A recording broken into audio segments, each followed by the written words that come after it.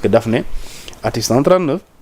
daf ne sur réquisition dûment motivée du ministère public virgule le juge d'instruction est tenu de décerner un mandat de dépôt contre toute personne poursuivie en application des articles 56 à 100 et 255 255 boobu mooy diffusion de fausses nouvelles mooy procureur bu waxee na dem rek nga baal ma waaye nañ la utal mbàjj ay di nga dem nga dem oui lan moo koy xaar suba kon si aujourd'hui tey mi ngi en position de garde à vue su demee jàkkaarloo procureur mënu prouver que ne lu wax dëgg la si procureur bu defee réquisition dûment motivé jarul ñaan fu mu jëm kaso s'il y a réquisition dûment motivée il y a pas d'échappatoire la seule issue c'est la prison. ok kon mbokk yi ñuy seetaan ngeen xamee ko noonu ci mbirum Pape Mahawa Diouf di fàttali ni moom mooy porte-parole actuellement Alliance pour la République APR parti bi nga xamante ni kaka jiite mooy ancien président bi fi nekkoon di Macky Sall ginnaaw bi ñu yeesalee parti bi ca la amee ndombal tàng googu liñ koy toppee nag mbokk yi mooy diffusion de fausses nouvelles jàllale xibaar yi nga xamante ni dafa waroo ak liy dëgg ak it tamit maanaam beneen infraction bi waaye kii publique. diffamation publique voilà diffamation publique. donc bien diffusion diffamation publique à travers les moyens de diffusion publique. exactement donc waxtu wi ñu toll nii donc téye ndigum dañ ko téye nañ ko. pour le moment. suba mu war a jàkkaarloo ki nga xamante ni moom mooy juge bi. waaw s'il y a pas complément d'enquête. s'il y a pas complément d'enquête ok c'est important mbokk yi looloo nekkoon xibaar gu jëm ci mbiru Pape Mahawa Diouf alors ñu ñëw ci beneen xibaar gu ñu jotaat ci bés bi. Un militant patriote du nom de Lamine Darou suba ñu war a ko déglu fële ca cybersécurité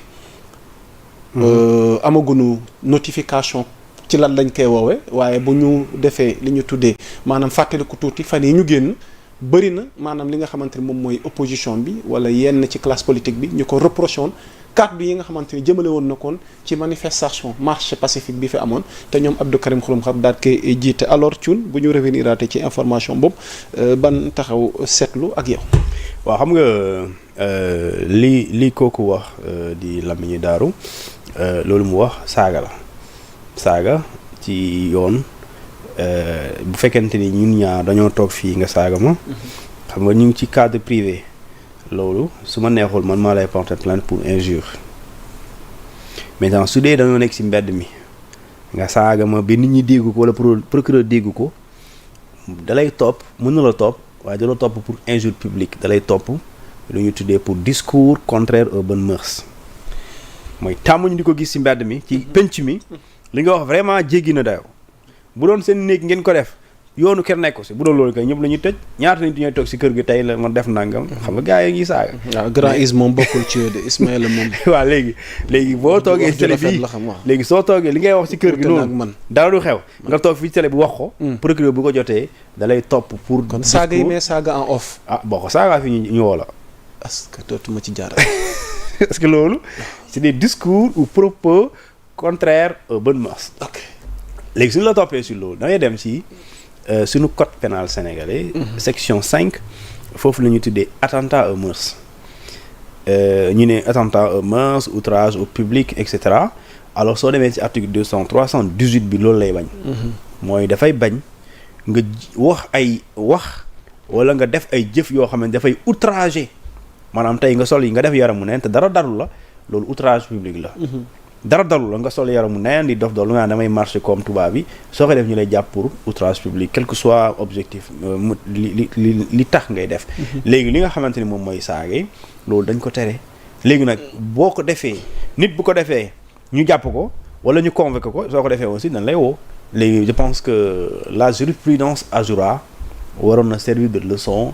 à tout Sénégal et surtout à tout jeune. boo xamante da ngay nekk ci public ci voie ci espace public bi ngay wax war nga segg li ngay wax parce que li ngay wax tey yow ni nga koy waxee nit ñi dañ koy dégg te dañ ne les infractions yu ñuy def jaaree ko par les moyens de diffusion publique bokk na ci diffamation bokk na ci injure bokk na ci diffusion de fausses nouvelles loolu li tax mu grave mooy soo ko waxee yàlla rek moo xam fan lay yegg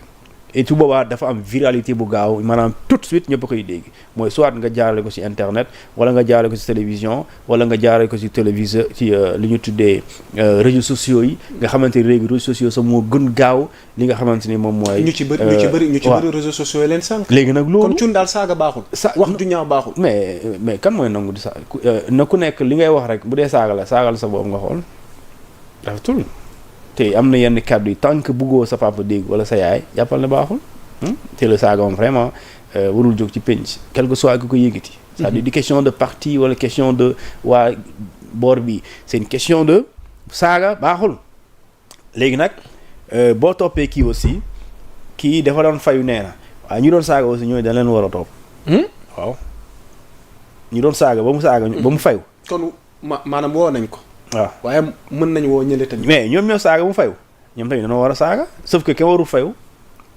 moom ba mu demee suba dama doon fayu loolu mënu ko dédouaner parce que yoon moo ne kenn mënul defal fajal sa bopp mer ba yoon indi nee na toute personne qui se sent lésée a le droit de porter plainte au niveau du commissariat de police à la brigade de gendarmerie ou bien auprès du parquet léegi nag mënul la wax ñetti yooyu ba pare nga naan da ngay fajal sa bopp c'est comme si tey ma mbéj la nga génnaat jël cour dóor ma ko da ngay fajal sa bopp donc bu ma la saaga nga saaga ma alors fayu nga da nga fajal sa bopp. ci au cas où mu doon dossier bii lañ ko woowee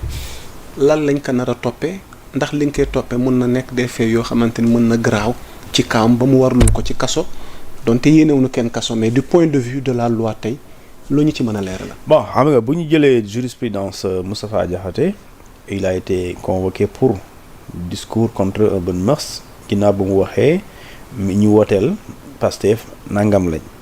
ñu jàpp ko tëj ko jugé ko 6 mois dont 3 mois ferme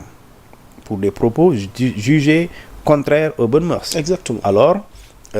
kii li mu wax aussi même bu dee ñun duñu ay juge mais li mu wax c'est des propos contre aux bonnes mœurs. saaga leen man damaa déglu vidéo bi par exemple man déglu naa ko. donc cette vidéo là le contenu c'est un contenu contraire aux bonnes mœurs. léegi nag ndax procureur da koy topp. wala dafay nekk une simple audition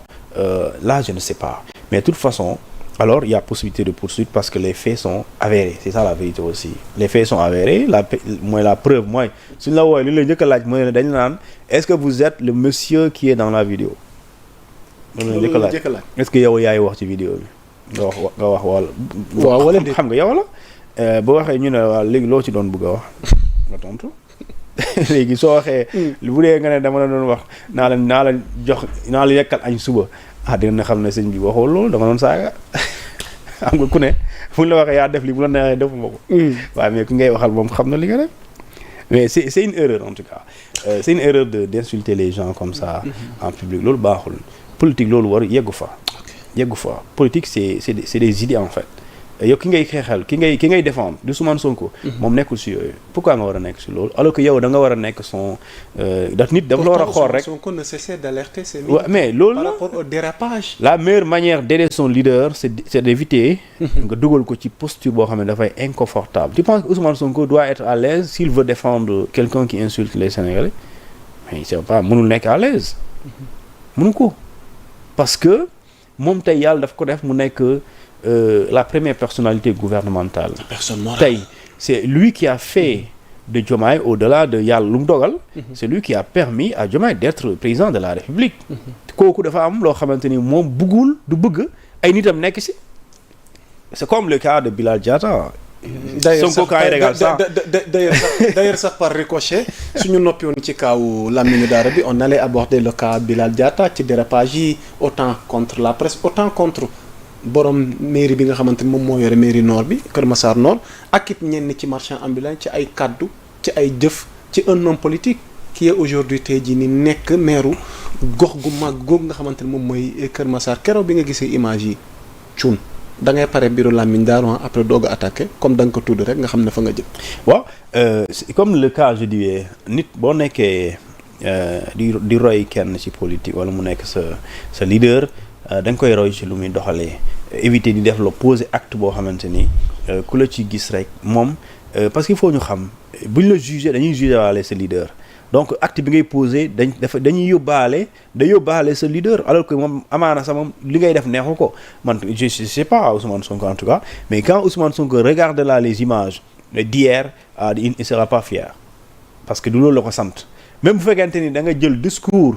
bi mujjee def Kër Massar lors des campagnes de la campagne législative mais lu mu waxoon jëfewu ko waa ji daf ne woon Bilal maa ngi leen di dénk ci déguerpissement bi bu fekkente ne nit ñi ngeen di déguerpir nekkuñ ci buntu hôpital moi j'ai écouté ça nekkuñ ci buntu école wala buntu xawmal beneen bi lu mu tudd na ngeen am ci ñoom li ñu tuddee compréhension am na benn mot bu utilisé na ngeen am ci dawal ci ñoom compréhension. Thioune nga ne ni Bilal jëfe waaw waroon ak li ko Ousmane. mais Sonko ne peut pas être fier de ça. de ce qui s'est passé mais j'ai pas le but de déguerpir moom war na am mais déguerpissement dafa am norme yaa ngi dégg mais saaga dóorante bi laa wax l'image là Sonko ne peut pas être fier de ça Sonko ne peut pas être fier de voir une autorité locale la première di s'en prendre à des journalistes di s'en prendre à des concitoyens ñoo xamante ne yow ñii yaa leen yilif parce que le maire moom mooy le gouvernant kii sa administré la yoon moo ko wax ñii yëpp yaa leen yilif muy paa bi maire bi xale bi yaa leen yëlif comment tu vas maintenant ngay xeex ak ñooñu nga yëlif alors que là comme je l'ai dit man ni ma koy faral di waxee Bilal dafa waroon fekk nii ñoom ñuy xeex ñu gis ko rek ñu ne nañ bàyyi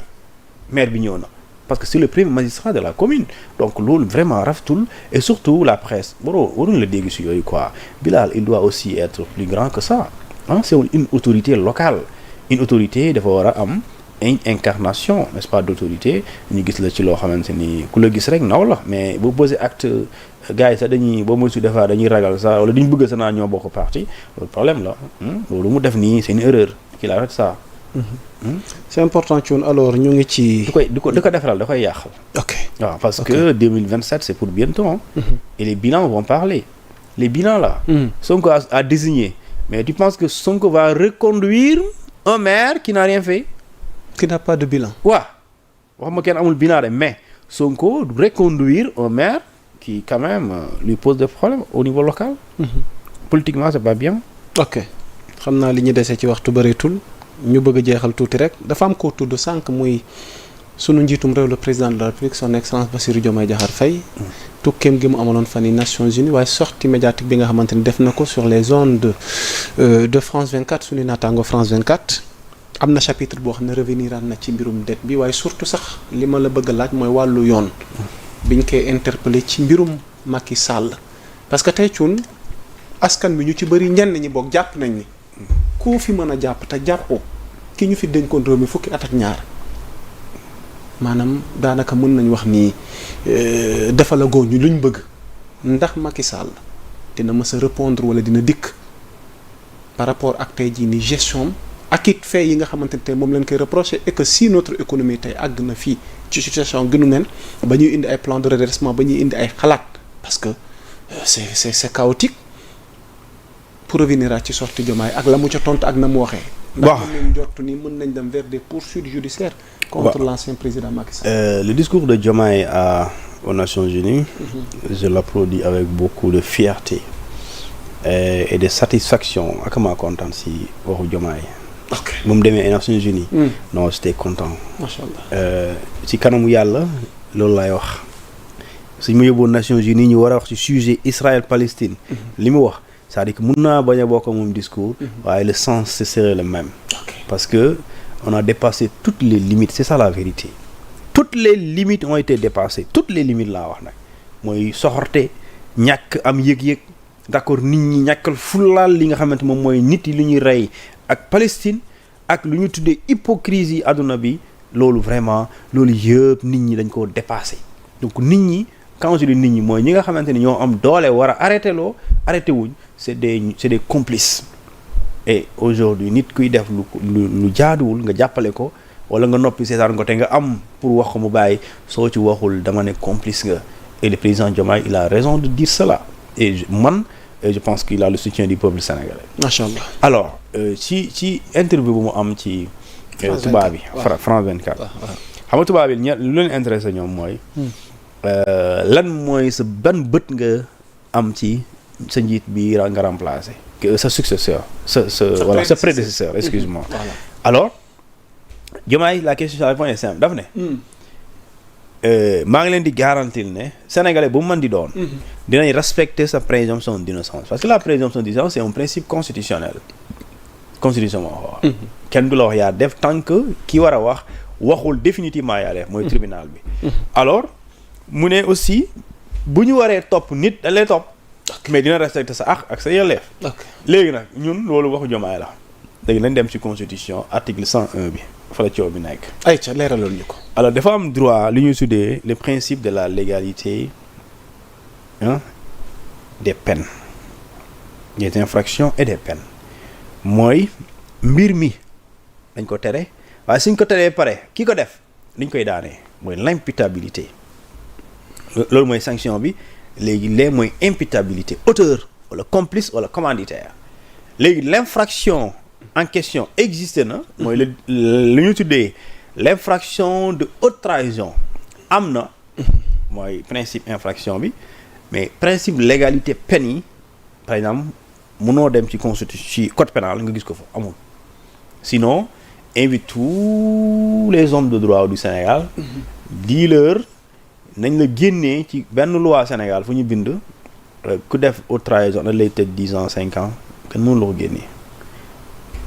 kenn mënu la ko génne la ça c'est un défi amul ku ko mën a génne amul ci code pénal amul ci code de procédure pénale fenn la am ci constitution article 101 et cet article 101 daf ne le président n'est responsable que en cas de haute trahison c'est quoi la haute trahison c'est tout mais kenn xamul lan la donc c'est un fourre-tout